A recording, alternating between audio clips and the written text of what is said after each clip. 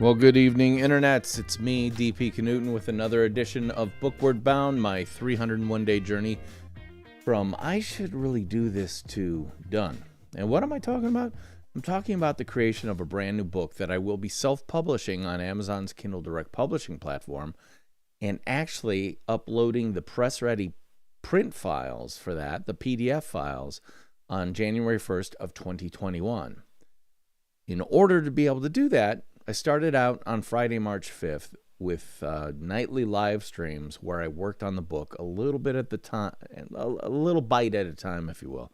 You know, if the book is that proverbial elephant, every night was one bite out of that elephant at a time. And let me tell you, the elephant's been tasty and is pretty much decimated now because it's getting really close to the end. In fact, tonight is episode number 268 of consecutive nightly live streams, and that means I have 33 left to go before the end of December 2020, because the very next day, that's when I'm uploading those press-ready PDF files.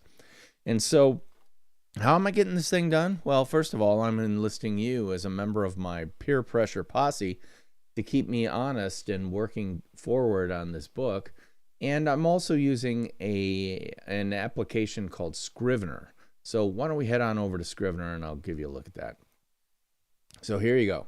Scrivener is a application for book writers, not word processing. It's not equivalent to Word. It's something much more robust than Word for people who want to write books. And I highly recommend it because it's available for macOS, Linux, and Windows too. So check out the guys over at Literature and Latte, because they're the creators and developers of this application, which is again called Scrivener, which is of course the old English description, or not, it's the traditional English description of someone who hand writes back in the days before copy machines and printers and stuff like that. So what am I doing tonight? Well, you can see right here that the main window, this is where you write the book, and then over here you've got a bunch of chapters or sections. And you can see I've got some color coding going on here that is really important for people to understand. And that is that if it's green, it's good to go, at least until it gets over to Microsoft Word, where I will be doing my final formatting. But if it's blue, it means it's been written, but it hasn't been proofread.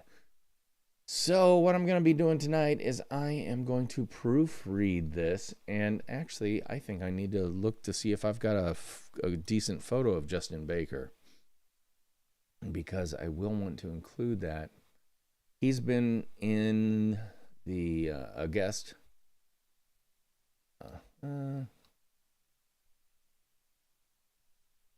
That's him. I don't want to. I think what I'll do is I'll dupe this because I want to make it a grayscale copy. I'll just do a quick and dirty version of this, getting rid of all the saturation, which will turn it grayscale. I'm going to pump up the contrast a little bit, and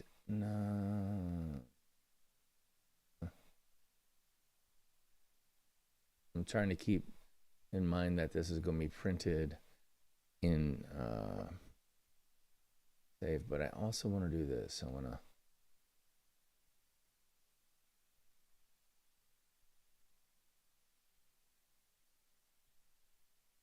(1208) say to trying to get that perfect 8. Oh, come on, baby. Oh, 1 pixel's off is not going to be bad.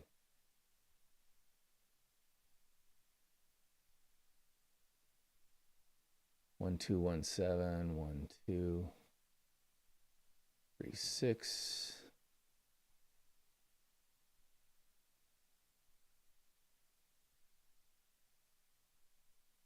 Two, 3, 6. 2, 1, 2, 7, 3 is what I'm trying to match. 1, 2, 7. Oop is right there. Oh, there we go. All right, so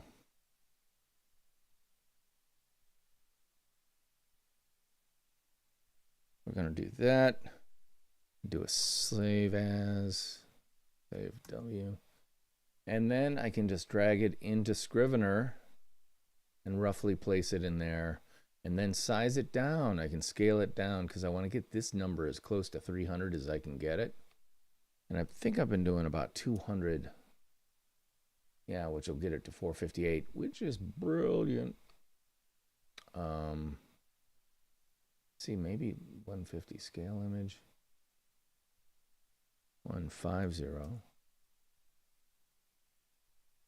That'll get it even higher. All right.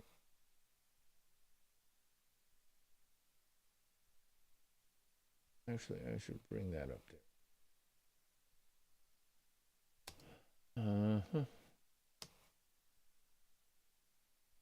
All right, so I'm going to go through this section and edit it. And the way I do that is I actually read through it because that's the best way to find out if your copy is not smooth. If you stumble on anything, it means your copy could be smoother.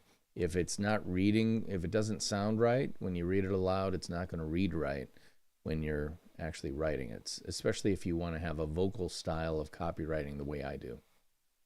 So let's see. Here we go. Let's play out a personal brand. Let's start up. Here's strategic authenticity in action. Let's play out a personal branding scenario for a second. Voice actor A has an Instagram following of 5,000, while voice actor B's is more like 50,000.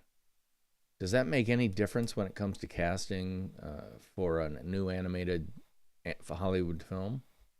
When it comes to casting voice over characters for a new animated Hollywood film? Increasingly, the answer appears to be yes, according to social media savant to the stars Justin Baker of Buzz Social in Los Angeles. When I heard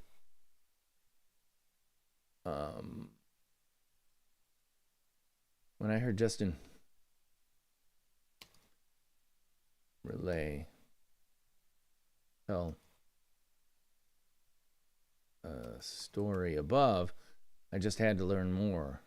It makes perfect sense that a popularity-based industry like show business, I don't think it needs to be. Well, let's see. Dictionary, come to my aid. Show business. Yeah, that's just showing me that it's lowercase. Good.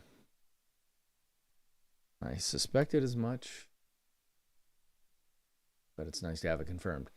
It makes sense that a popularity-based industry like show business would be paying close attention to the social popularity of stars, but the fact that that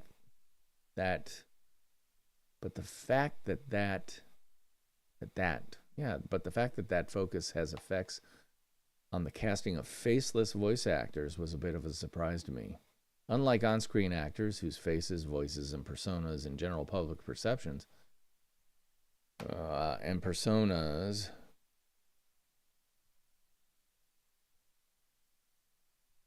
and public personas play a huge role in casting decisions, I thought voiceover artists were relatively immune to such fickle measures of public interest and approval. And that's where Justin set me straight.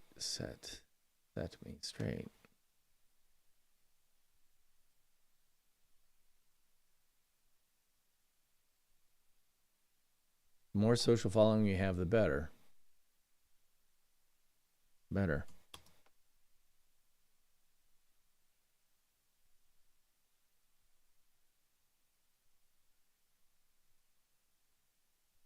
Just like big on camera stars, comma,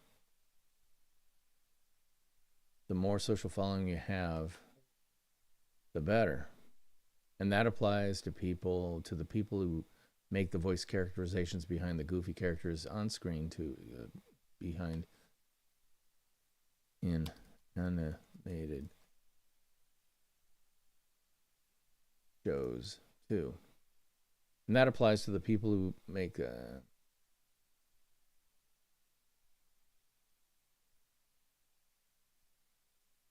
let's say in Hollywood, the more social following you have, the better. And that applies to the people who make voice characterizations, the voice characterizations behind the goofy characters in animated shows too. But here's where it gets challenging.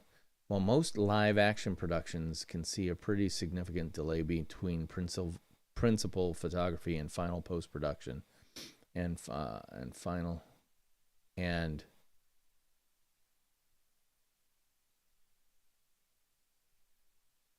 principal photography and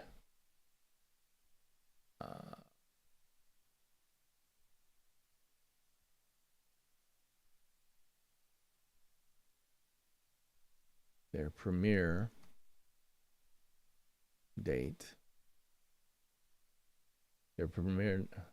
While most live action productions can see a pretty significant delay between principal photography and their premiere date, their date of premiere, their opening night premieres,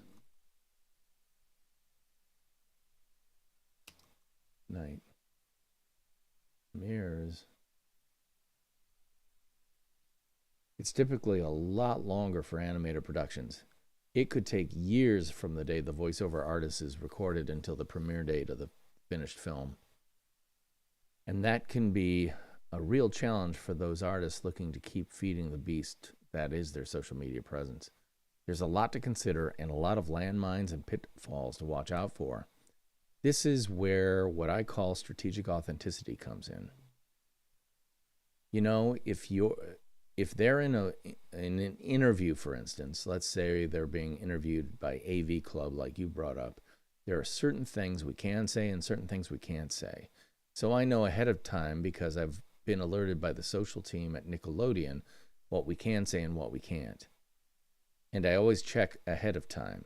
And so I'll tell Carlos Alazraqui, you can say this, but you can't say that. Just a reminder. So that way he's aware, and I'm on all that all the time. So my job is in the background. Being on top of characterization, what release dates are, what we can say, what we can't say, and also what are the things that we want to put out there. So I'm constantly getting emails and phone calls from Disney, DreamWorks, Nickelodeon, Cartoon Network, from their team, because they know I help manage my voice actors, and they're the ones saying, hey, could you put this on the social calendar for these people, or let them know? We want to make sure they have all this information, the date, the time, and I'm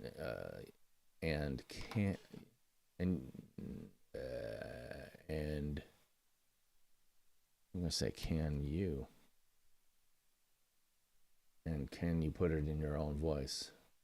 And so we help my actors craft, and so we help our actors craft this announcement that's personalized for them, but also containing the important information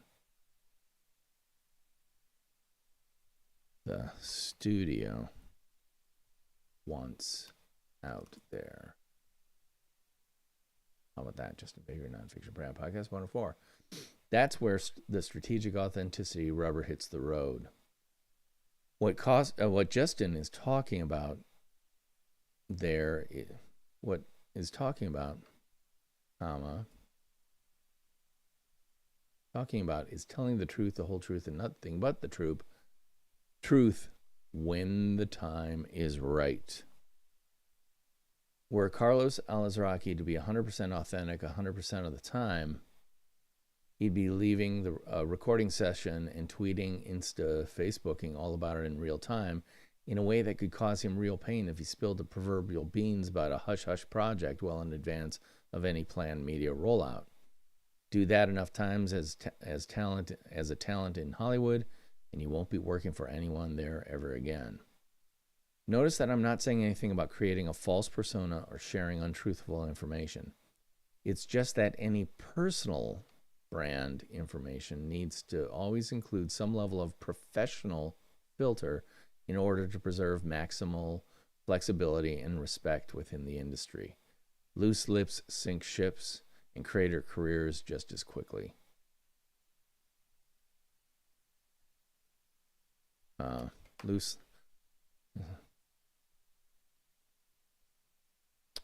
Loose lips sink ships, and star spoilers. Spoilers from stars. Stars can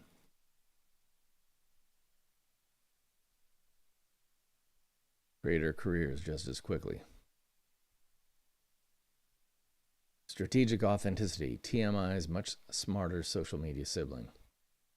I think it's important to flesh out this concept further because the prevalent definition of authenticity is bandied about with abandon and tends to focus on the ooey-gooey side of things a little too much, as in too much information, TMI. Don't get me wrong, I'm all for sharing freely of yourself, but again, including that professional filter alongside your professional posting persona. Your personal posting persona. Think about it. We all have that one friend or family member who takes a desire to be truly authentic as licensed to be the borderline blowhard they'd really love to be. Under the guise of keeping it real, they share way too freely with information that is best left between them, their spiritual advisor, doctor, or deity. It's such a fine line between a great vulnerable share and a too much information train wreck. But like Justice Potter Stewart's definition of pornography, I know it when I see it, we all have finely tuned TMI detectors built in. And that's really what strategic authenticity is about. Making sure that you take your authentic self right up to the line without falling over the line into the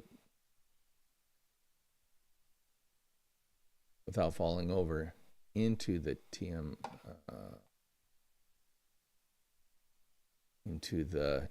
tandoori. Tandoori is an Indian oven, I believe.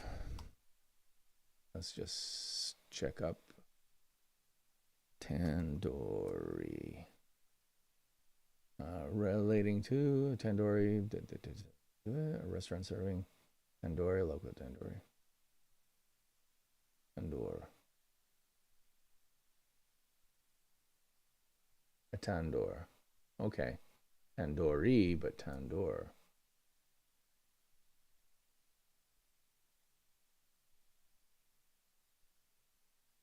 Up here and just do this. It's going to come up as a clay oven. There you go.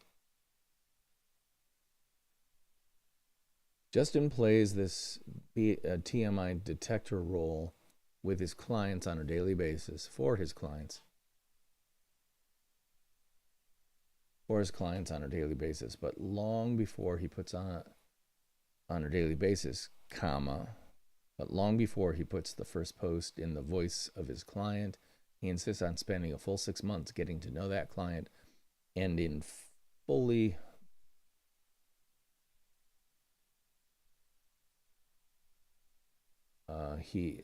before he puts up any post in the voice of his client, he insists on spending a full 6 months getting to know his client first. He also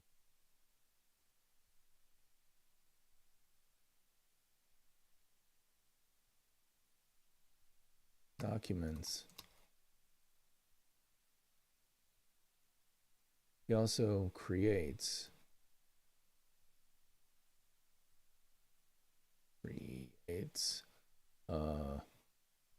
fully documented personal brand foundation for the artist using comprehensive questionnaire to probe deeply into all areas of his client's personal life, comma. All right, so I've changed this quite a bit, so I got to read it pretty closely. Using a comprehensive questionnaire to probe deeply into all areas of his client's personal and professional life, Justin covers the gamut, including things like family, how much do you share about whom, partner's name, kids, pets, charity, do you have a favorite, any favorite charities, do you promote them publicly, politics, dare to go there ever, in certain cases, for certain causes, religion, front and center, in passing, not at all, tone, what do you sound like online, serious, funny, heartfelt, dry and witty, style, how formal or casual are you, heat preference, how hot can your takes be, ghost pepper caliente, or as a or as a dish best served cold.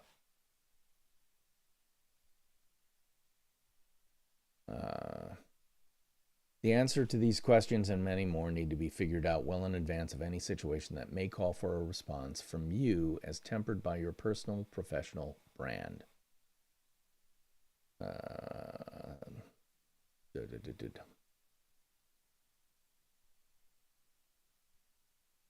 By your strategically authentic personal professional brand. That's exactly why Justin is so upfront diligent in understanding his clients and the many nuances surrounding who they are, what they do, and how they do it. Only then can he be, with the client's full help and approval, only then can he, with the client's full help and approval, create the personal brand foundation that enables them to respond to any situation quickly, cogently, and entirely consistently.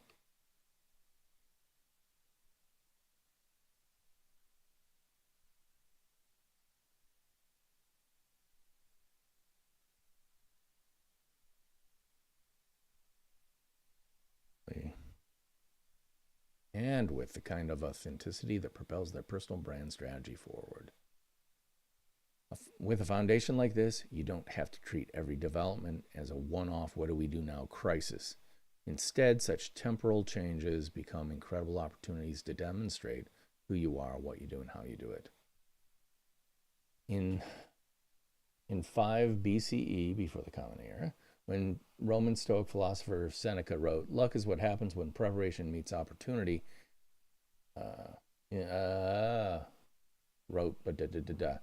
In 5 BCE, the Roman Stoic philosopher Seneca wrote, "Luck is what happens when preparation meets opportunity." He was right then and still is now.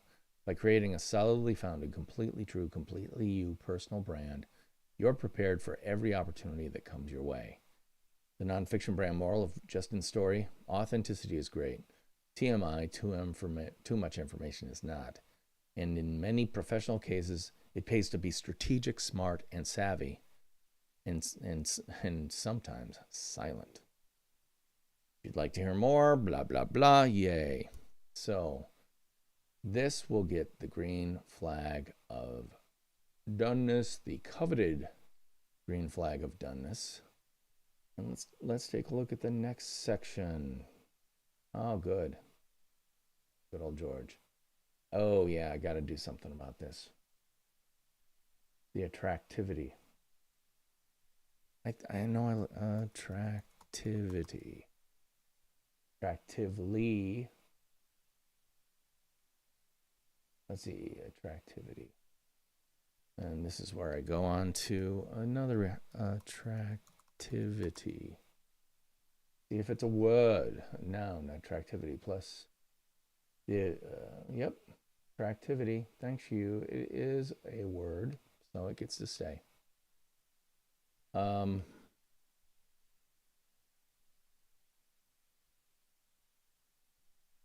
see. Hold on a second. I am going to be right back. So just hang in there.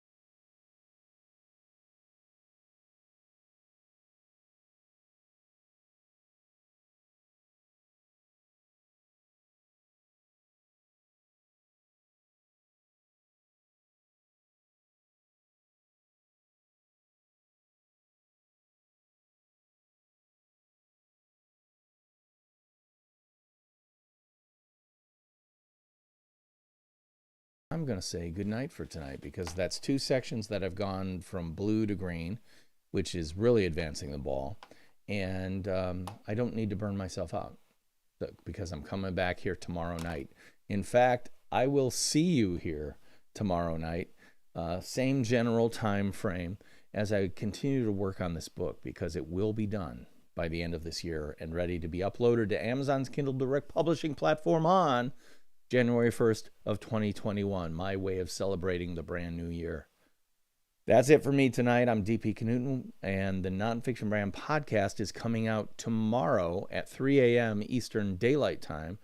All you have to do is search Nonfiction Brand on any place where you get your podcasts and look for this image. That photo of myself in black and white and the words Nonfiction Brand are the cover art for the podcast. So if you see that, you'll know you got the right podcast. I will definitely check it out. Tomorrow's episode is a brand new one with, who was doing it? Kate Toon. That's right. Kate Toon from Sydney, Australia. My good friend from Sydney. And another great conversation with her. And I think you'll enjoy it. So definitely check it out. I'll see you tomorrow. But first, before I go, theme music. Take us on out.